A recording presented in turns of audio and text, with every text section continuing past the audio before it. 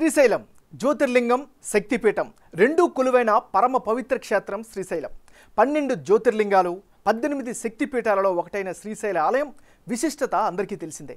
అయితే ఇక్కడ రాజకీయాలు కూడా అంతే ప్రాముఖ్యతను సంతరించుకున్నాయి అనే చెప్పాలి.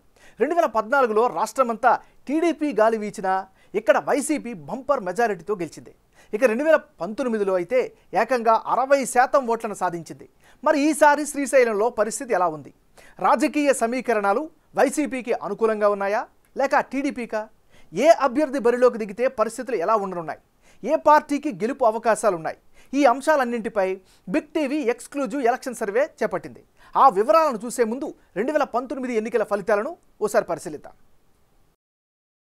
2019 ఎన్నికల్లో శిల్పా చక్రపాణి రెడ్డి వర్సెస్ బుడ్డా రాజశేఖర్ రెడ్డి వీళ్ళిద్దరి మధ్యనే ప్రధానంగా పోటీ జరిగింది. అప్పుడు వైసీపీకి ఏకంగా 61% ఓట్లు దక్కాయి. తెలుగుదేశం పార్టీకి కేవలం 35% ఓట్లు మాత్రమే వచ్చాయి. ఇతరులకు 3%, జనసేనకు కేవలం 1% మాత్రమే ఈ నియోజకవర్గంలో ఓట్లు దక్కాయి. అంటే 2019 ఎన్నికల్లో ఈ నియోజకవర్గంలో వార్ వన్ సైడ్ అయ్యింది అనే చెప్పాలి. వైసీపీ అభ్యర్థిగా పోటీ చేసిన శిల్పా చక్రపాణి రెడ్డి ఏకంగా 61% ఓట్లు సాధించి ఘన విజయం సాధించారు. ఆయనపై పోటీ చేసిన టీడీపీ అభ్యర్థి బుడ్డా రాజశేఖర్ రెడ్డికి కేవలం 35% ఓట్లు మాత్రమే వచ్చాయి.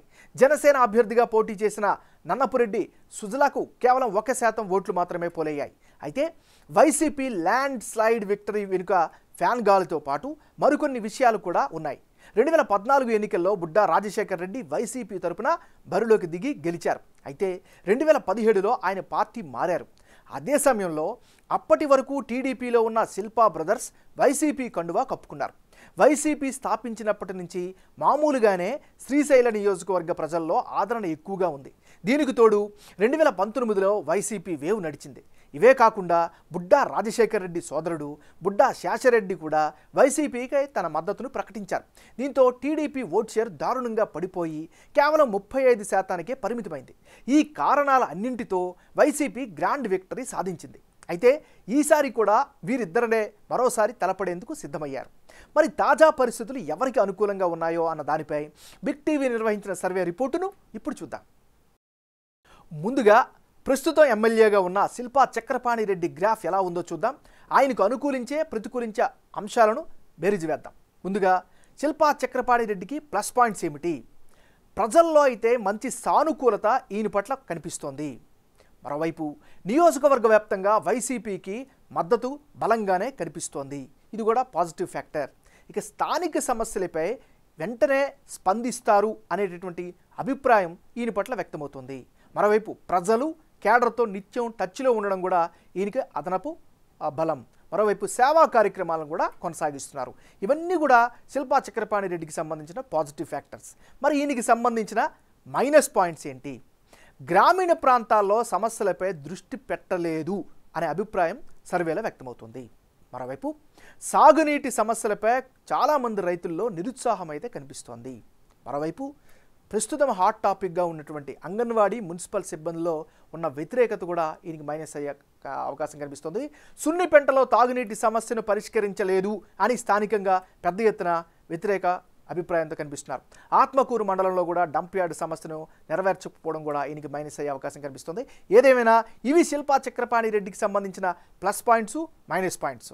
ఇక టీడీపీ టికెట్ దక్కించుకుంటారని ఆశిస్తున్న బుడ్డా రాజశేఖర్ రెడ్డి పరిస్థితి ఎలా ఉంది? ఆయన ప్లస్లు ఏమిటి, మైనస్లు ఏంటో ఓసారి పరిశీలిద్దాం. బుడ్డా రాజశేఖర్ రెడ్డి ప్లస్ పాయింట్స్: స్థానికంగా చాలా యాక్టివ్గా ఉంటున్నారు. ఇది ప్రధానమైనటువంటి బలం.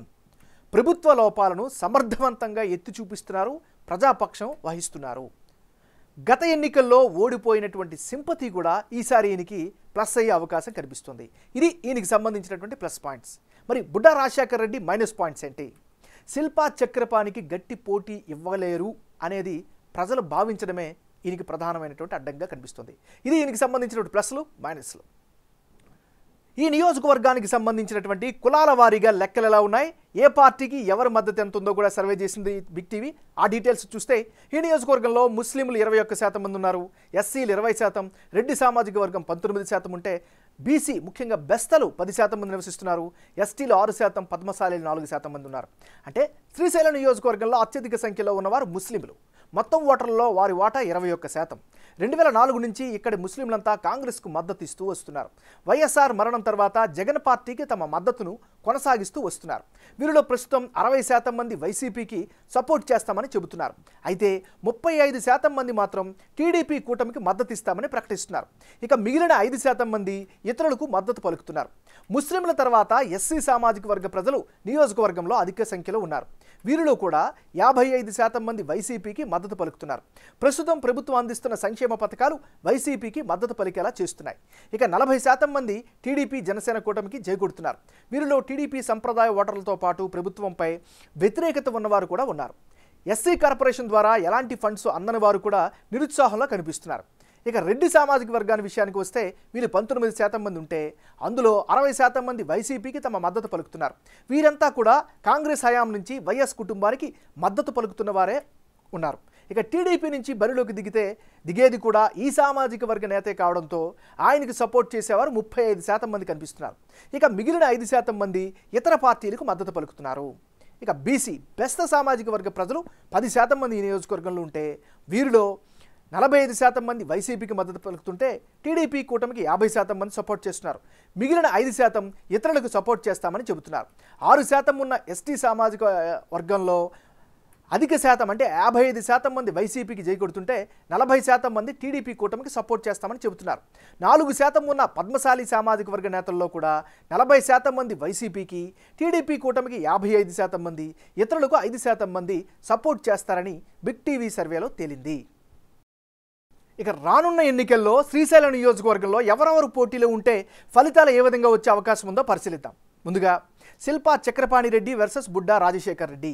వీళ్ళిద్దరు గనక ఈసారి బరిలోకి దిగితే వైసీపీకి 51%, టీడీపీకి 42%, ఇతరులకు 7% ఓట్లు దక్కే ఛాన్సెస్ ఉన్నాయి. అంటే ఇప్పటికిప్పుడు శ్రీశైలంలో ఎన్నికలు జరిగితే శిల్పా చక్రపాణి రెడ్డి గెలిచేందుకు 51% అవకాశం ఉందని బిగ్ టీవీ సర్వేలో తేలింది. అదే సమయంలో టీడీపీ అభ్యర్థి బుడ్డా రాజశేఖర్ రెడ్డికి 42% అవకాశం ఉంది. ఇక ఇతరులకు 7% అవకాశం ఉన్నట్లుగా తెలుస్తోంది. వైసీపీకి ఆది నుంచి ఈ నియోజకవర్గంలో బలమైన కేడర్తో పాటు ప్రజల్లో సానుకూలత ఉంది. అంతేకాకుండా ప్రభుత్వ పనితీరుతో ఈ నియోజకవర్గ ప్రజలు సంతృప్తి చెందినట్లు సర్వేలో తేలింది. వెలుగోడు రిజర్వాయర్ పూర్తి చేయడం కూడా వైసీపీకి కలిసి వచ్చే అంశం. అయితే ప్రభుత్వ తీరుతో సంతృప్తి చెందిన వారు మాత్రం టీడీపీకి ఓటు వేయనున్నారు. గత ఎన్నికల్లో ఓడిపోవడంతో బుడ్డా రాజశేఖర్ రెడ్డికి సింపతి ఓట్లు పడే అవకాశం ఉందని బిగ్ టీవీ సర్వే రిపోర్ట్ చెబుతోంది.